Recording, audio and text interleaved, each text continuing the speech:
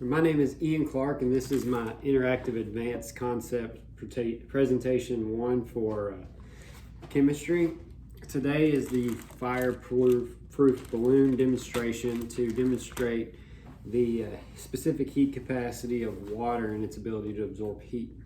So what we have is just plain party balloons, 12-inch size, and a grill lighter. So first off, we'll take just a plain balloon, blow it up with air, and see if it can absorb any of the heat without popping.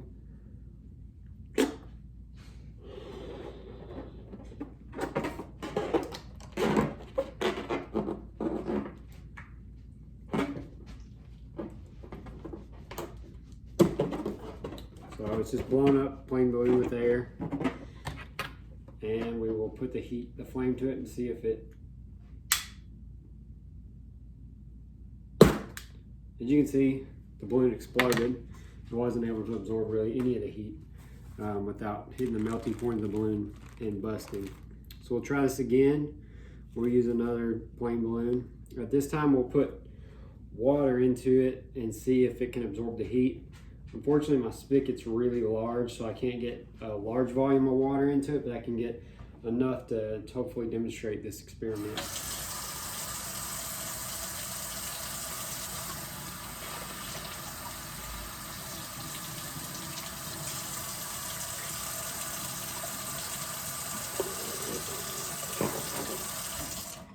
So I also added a little air on top of the water to be able to demonstrate once again that's the water.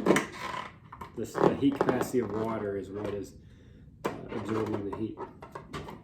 You can kind of see a small volume of water swishing around in there.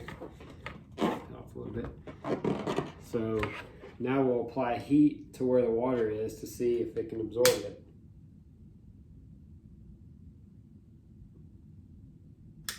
As you can see, it turned the balloon black, but it's not busting it as the water is able to absorb the heat. And then if we move it up here, it busts the balloon because it can't absorb the heat. And this happens because it shows the relative high heat capacity of water and the specific heat of water compared to air, the two substances that are in the balloon. Water absorbs the heat, which allows the balloon not to pop. So we did the math. The specific heat of water is 4.8 joules per kilogram, and the specific heat of air is 1 joule per kilogram. So that's more than 4 times the specific heat capacity. So if we did it at the same volume, we would see that it's about 100-fold more absorbent. The water is 100-fold more absorbent of heat than the air, which allows it to absorb the heat.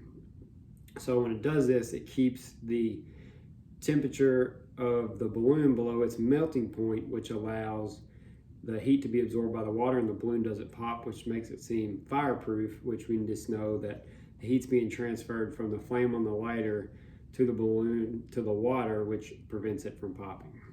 Thank you.